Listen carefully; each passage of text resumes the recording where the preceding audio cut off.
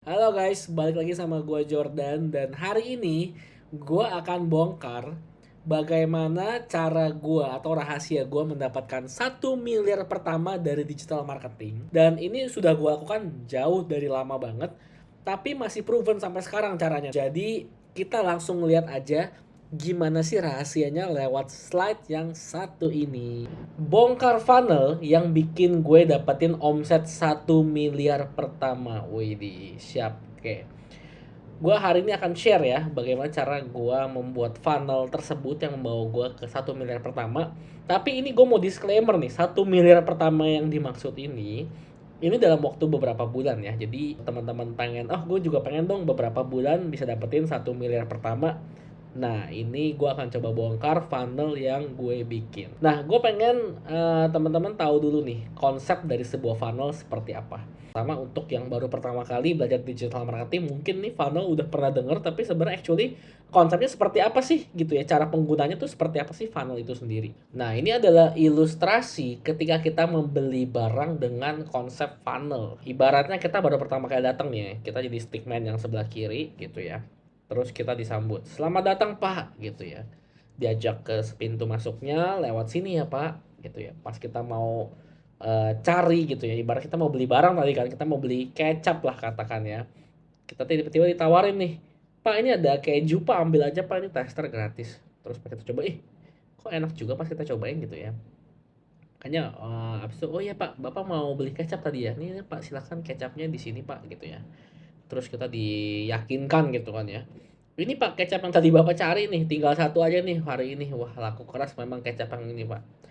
Terus kita lihat tadi enak juga ya, kita ingat-ingat keju yang tadi kita kasih di tester enak juga, jadi kita juga bilang keju yang tadi tuh keju apa gitu kan ya. Tawarin lagi, oh ini keju yang spesial pak hari ini, memang hari ini lagi ada promo juga nih untuk keju yang tadi gitu kebetulan. Oke, jadi mau nambah juga deh. Oh mau nambah juga keju yang tadi ya pak, boleh boleh boleh. Akhirnya kita tadinya mau beli kecap doang, karena diarahkan dari pintu masuk sampai dikasih tester sampai mau beli di upselling gitu ya, akhirnya kita keluar keluar toko nih bawa dua barang gitu kan ya, bahkan kecap sama si keju ini gitu kan ya. Jadi ini konsep kalau kita mau beli barang dengan funnel gitu kan ya, itu disusun sama si tokonya. Nah, ini adalah ilustrasi kalau kita beli barang tanpa funnel. Jadi ibaratnya kita masuk gitu ya ke toko gitu ya lewat pintu gitu kan ya. Pas kita masuk, ini isinya rak-rak semua. Ada rak makanan, ada rak baju sama celana, ada rak buah-buahan gitu kan ya. Pas kita masuk ini nggak ada yang arahin atau apa, pokoknya terserah deh mau beli apapun gitu kan ya. Terus sampai di dalam, wih harganya kok mahal, kok kayaknya kurang tertata dan sebagainya, bingung. Akhirnya bisa jadi kita keluar nggak beli apa-apa. Nah, bayangin sekarang, pernah nggak teman-teman di sini udah dapat sebuah iklan, habis itu masuknya ke website yang banyak tombolnya, ada tuh halaman home, ada halaman about, ada halaman portfolio, ada macam-macam produk, service, lokasi semuanya. Nah, kita kan jadi bingung tadi kita mau beli apa ya. Kurang lebih seperti itu. Tapi kalau dengan adanya funnel, ini biasanya bentuknya makanya mengarahkan. Jadi kita diarahin satu-satu nih, kita klik ads-nya, kita diarahin ke halaman pertama dulu gitu ya. Oke, selamat datang. Kita klik lagi, masuk ke halaman produknya, dijelasin nih satu spesifik produk, dijelasin mengenai spesifikasinya, bonusnya apa aja hari ini. Baru kita klik lagi, dia ajak ke halaman order gitu ya. Di halaman order kita diajak lagi. Oke, ini ada promo, ada diskon atau voucher terbatas nih. Gitu ya. Baru diajak buat beli gitu kan ya. Nah, itu kalau kita bilang sebuah funnel. Nah, bandingkan dengan sebuah website yang tadi kita bayangkan, pas kita masuk tiba-tiba kita bingung nih harus klik yang mana dulu, banyak banget buttonnya, banyak banget munculnya, informasinya kurang jelas. Seperti itu ilustrasinya kurang lebih. Nah, jadi bisa dibilang ini adalah jenis funnel umum dalam digital marketing. Jadi yang pertama adalah kita datengin dulu traffic. Traffic ini bisa macam-macam ya. Ada traffic yang berbayar pakai ads, ada juga traffic yang gratis pakai sosial media gitu ya. Kita bikin konten, ada orang yang tertarik, klik linknya. Nah, mereka jadi salah satu traffic juga dong untuk masuk ke nomor 2 ini. Nomor 2 ini adalah lender sebutannya. Nah, lender ini biasanya untuk di funnel ini pakainya namanya sales page. Oke. Jadi sales page ini fungsinya untuk mengedukasi seseorang yang sudah masuk ke dalam halaman lender ini, diedukasi gitu ya, dari A sampai Z gitu ya, mengenai sebuah produk tertentu. Nah, dikasih offering juga, bonus gitu ya, diskon. Ketika mereka sudah tertarik, mereka akan diarahkan ke form ataupun ke WhatsApp gitu ya. Jadi kadang-kadang ada yang lebih suka ke form, ada yang lebih suka ke WhatsApp. Tapi buat saya pribadi, saya biasanya lebih prefer ke form. Baru mereka isi data data dirinya, baru minta mereka buat transfer sehingga mereka beli. Oke, jadi ini adalah funnel umum dalam digital marketing. Sampai 2023 saya masih pakai ini, masih bagus gitu ya. Jadi dibilang jelek juga enggak, tapi harus diperhatikan nih. Yang harus diperhatikan apa? Goals ya. Nah, goals kita bikin funnel ini apa sih sebenarnya gitu ya? Goalsnya adalah membuat sebuah journey yang terukur gitu ya. Kita ingin setiap perjalanan customer kita, traffic yang masuk, ini tuh bisa diukur agar bisa diperbaiki hingga menjadi paling efektif. Sehingga funnel kita nih jadi paling efektif gitu ya. Nah, pertanyaannya, apa yang diukur, Pak? Itu kan ya. Yang diukur adalah persentase dari setiap gerakan trafficnya atau calon customer kita.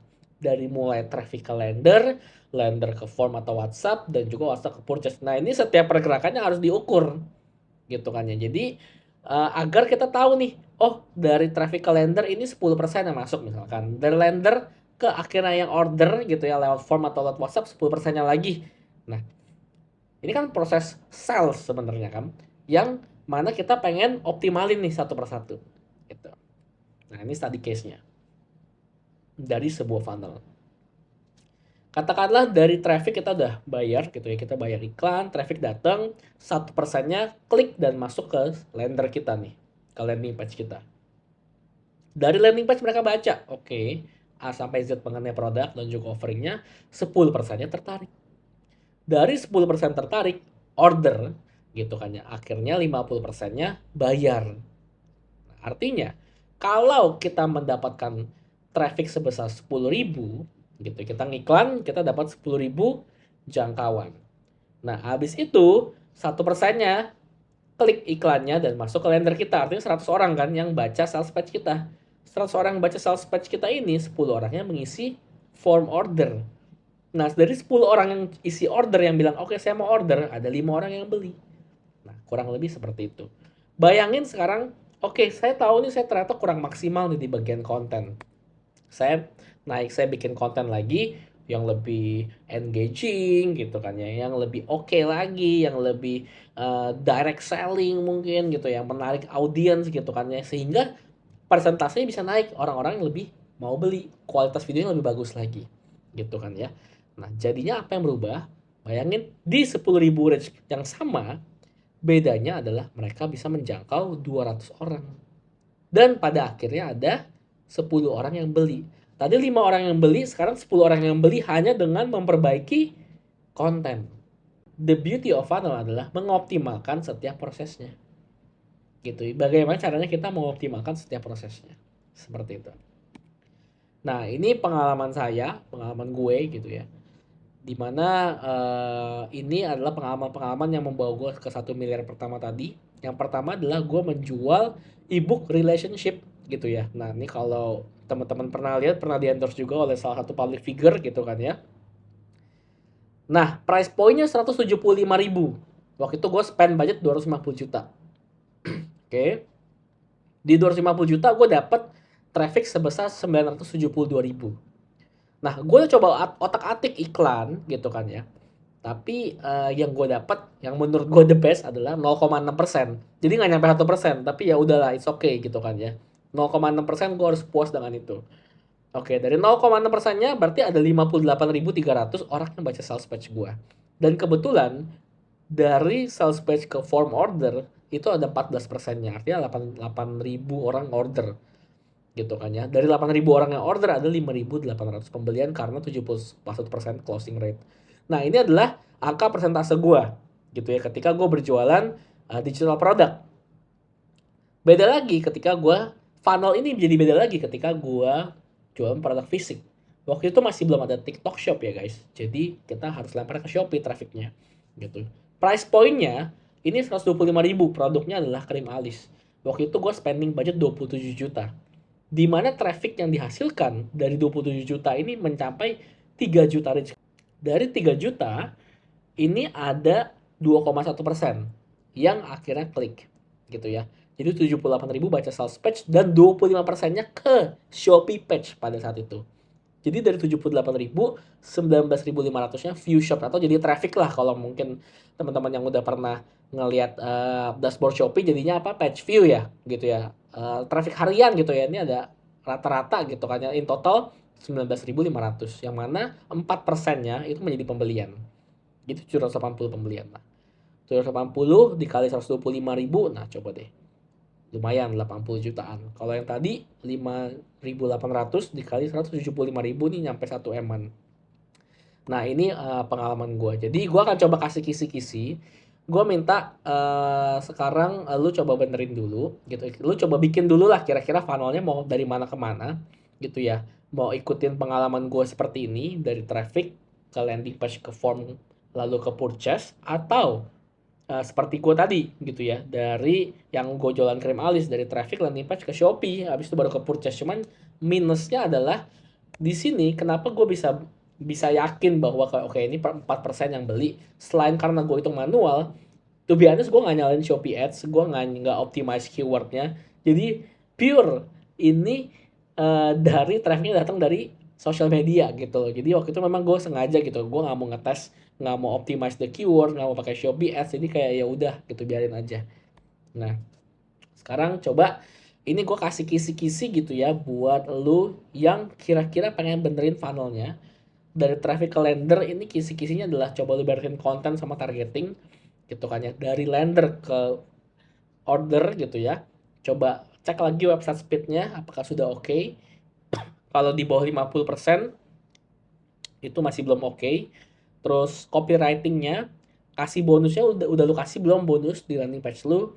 Terus buttonnya udah ada 3 layer belum, di atas, tengah, dan di paling bawah. Jangan sampai mereka juga kesulitan untuk mencari button gitu kan ya. Habis itu kalau dari yang mereka yang udah form habis itu ke purchase, biasanya ini di customer service. Makanya biasanya gue pakai tools beberapa untuk auto follow up biar cepat gitu kan ya. Sama closing scriptnya gitu ya, sales scriptnya seperti apa. Nah ini kisi-kisi yang mesti diberesin nih di setiap funnelnya. Oke, kalau gue harap lu sudah mulai dapat gambaran yang mengenai apa sih funnel itu. Dan di next videonya gue mendingan bahas aja mengenai bagaimana cara mendapatkan content ads yang biar conversionnya tinggi gitu ya. Jadi setelah udah mengetahui funnel, kita akan going through satu-satu. Yang pertama adalah gue akan bahas mengenai kontennya. So, see you di next video.